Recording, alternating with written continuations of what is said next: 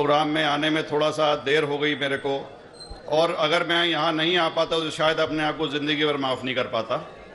आगरा की सरजमी पर आके आपने ये जो रोशनाई जगाई है, ये वाकई में हम तो उस अल्लाह ताला से दुआ करेंगे। जी हाँ, अल्लाह ताला से दुआ करेंगे कि आप जैसे 10-20 और नेक दिल और इतने पढ़े लिखे, इतने इंटेलेक्चुअल आदमी और पैदा करें, जिससे कि जाके आप भारत का कोना कोना, देश का कोना कोना रोशन करें।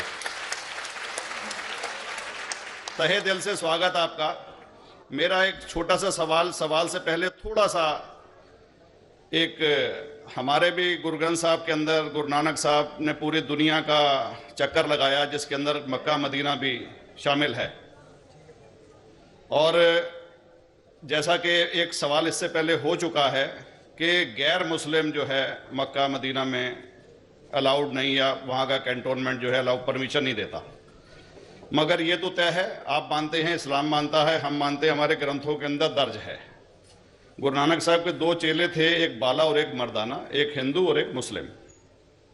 मर्दाना की बहुत ख्वाहिश थी कि मुसलमान जब तक पूरा मुसलमान नहीं कहलाने का हकदार, जब तक कि वो काबा का दर्शन ना कराए, तो गुरु नानक साहब उसको लेके और काबा गए।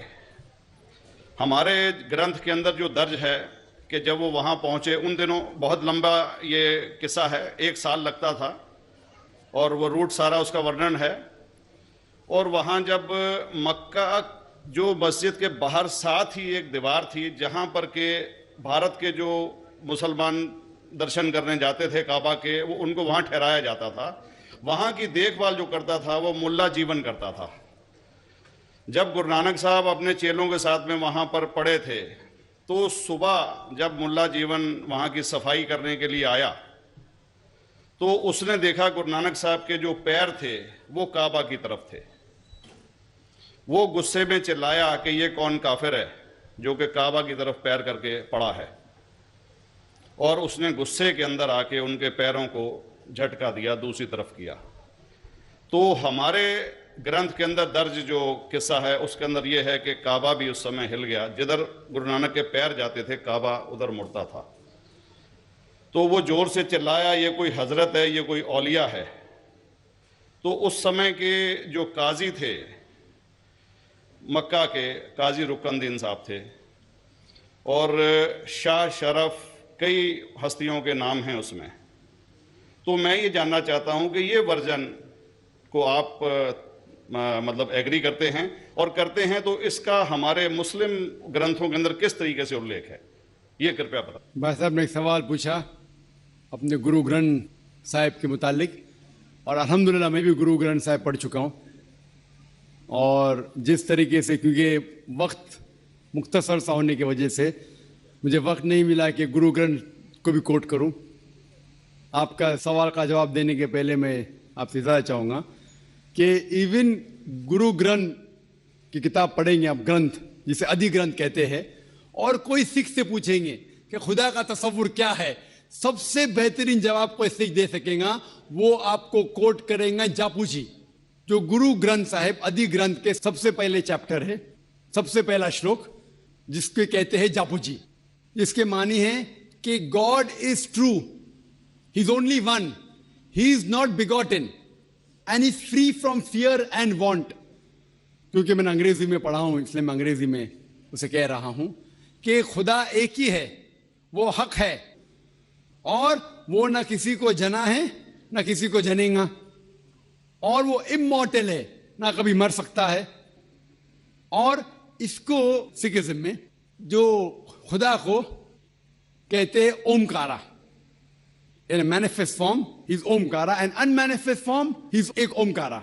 और कई इसके एट्रीब्यूट्स है, मिसाल के तौर पे परवरदिगार, अकल, और उसे रहीम कहा गया है, Wahe Guru as one God कहा गया है, और it is strictly against idol worship and अवतारवादा।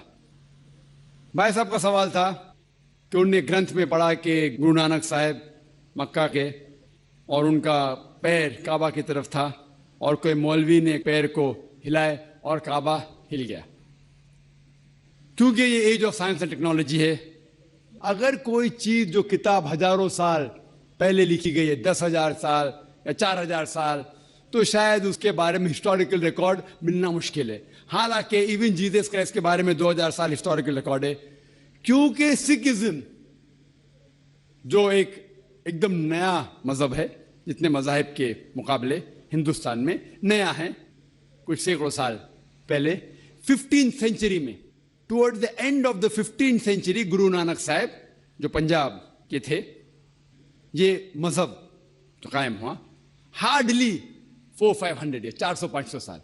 और अगर ये मान लो, सपोज मिसाल के तौर पे मान लो, मैं क्यों कह रहा हूं कि मैं नहीं चाहता हूं किसी को बुरा लगे, मान लो ये सच है, मान लो अगर 400-500 साल पहले अगर ये होता था कि काबा इधर से उधर हिल जाता था, तो हिस्टोरिकल रिकॉर्ड में बिल्कुल लिखा होता था। और कई हिस्टोरिकल रिकॉर्ड में ये नहीं कि काबा हिला इधर उधर, कई हिस्टोरिकल रिकॉर्ड आप देखेंगे। हिस्ट्री इतनी अल्हम्दुलिल्लाह 800-900 साल पहले, 1000 साल पहले जो मुगल ने किए, बिल्कुल लिखा हुआ हिस्टोरिकल रिकॉर्ड में।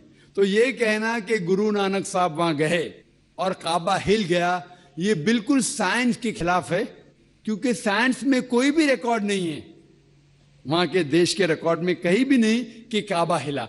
तो इसलिए हम कहते हैं कि हो सकता है ये गलती से किसने लिखा होगा। कई किस्से कहानी ये मैं तस्लीम करता हूं कि गुरु ग्रंथ साहिब में कई चीजें सही है, हक की बात है, लेकिन ये तस्लीम करना कि काबा हिल गया, ये बिल्कुल साइंस के भी खिलाफ है, साइंस के खिलाफ है। और इस्लाम में भी ये नहीं है। लेकिन ये कहना कि कोई गैर मुस्लिम जा सकता है, मुमकिन है, चुपके से कोई गया तो हो सकता है।